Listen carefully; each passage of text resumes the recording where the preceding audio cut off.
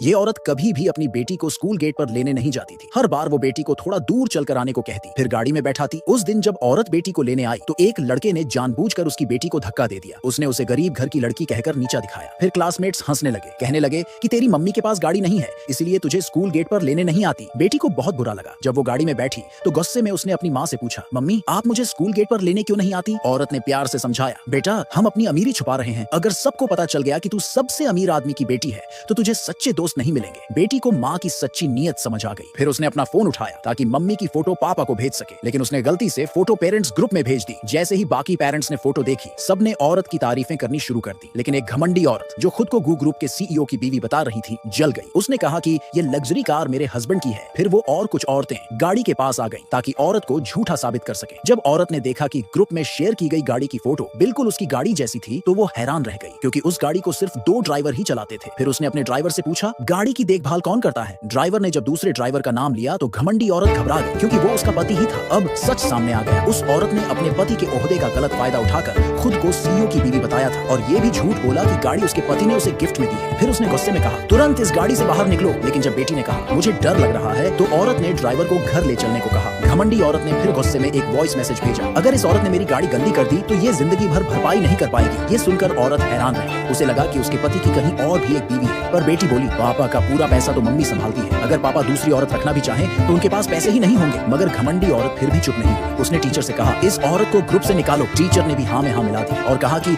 बच्चों को गलत सीख मिल रही है। औरत ने समझाने की कोशिश की, लेकिन टीचर ने उसकी बात काट दी। फिर घमंडी औरत ने अपने बेटे की बर्थडे पार्टी का इनवाइट सब पेरेंट्स को भेजा, सिर्फ औरत और उसकी बेटी को छोड़कर। लेकिन जब औरत ने देखा कि पार्टी ग्रीनफील्ड विला में हो रही है तो उसे कुछ अजीब लगा। उसे याद आया कि उसके पति की एक विला भी उसी नाम से सबर्ब्स में थी। घर जाकर औरत ने पति से बात नहीं की। पति को कुछ समझ नहीं आया तो बेटी ने वही सवाल पूछे जो माँ ने उसे पहले ही याद करवा दिए थे। बेटी ने हिंट दिया, आज हमारी लिमिटेड एडिशन कार को किसी और औरत ने अपना बताया। अब सीईओ को सब समझ आ गया। उसने वही कसम खाई कि मैं सिर्फ अपनी बीवी से प्यार करता हूँ और उसने अपने असिस्टेंट को सच पता लगाने भेजा। बेटी को खुश करने के लिए सीईओ ने इंटरनेशनल ट्रिप प्लान की। अगले दिन सब एयरपोर्ट जाने के लिए बैग पैक कर चुके थे, लेकिन मौसम खराब होने की वजह से फ्लाइट कैंसिल हो गई। अब औरत ने सोचा कि बेटी को ग्रीनफील्ड विला ले जाया जाए। उधर घमंडी औरत ने अपने पति, जो असल में ड्राइवर था, को ग्रीनफील्ड विला का दरवाजा खोलने के लिए मजबूर कर दिया ताकि वो अपने बेटे की बर्थडे पार्टी वहां कर सके। वो पूरी शान से बोल रही थी, ये विला मेरे हस्बैंड का है। मगर अगले ही पल औरत और उसकी बेटी वहां पहुंच गए। सामने का नजारा देखकर औरत दंग रह गई। औरत ये देखकर हैरान रह गई कि उसके फैमिली विला में किसी की बर्थडे पार्टी चल रही थी। उसने वार्न किया कि ये ट्रेसपासिंग है और ये इलीगल है, लेकिन इंपोस्टर जरा भी नहीं डरे और बाकी पेरेंट्स को साथ मिलाकर उस औरत को वर्बली अब्यूज करने लगे। सबने उसे एक्यूज किया कि उसने सीईओ की लग्जरी कार चुरा ली है और अब इस विला की मालकिन होने का नाटक कर रही है। उन्होंने कहा, तू चाहे जितने भी एक्सपेंसिव कपड़े पहन ले,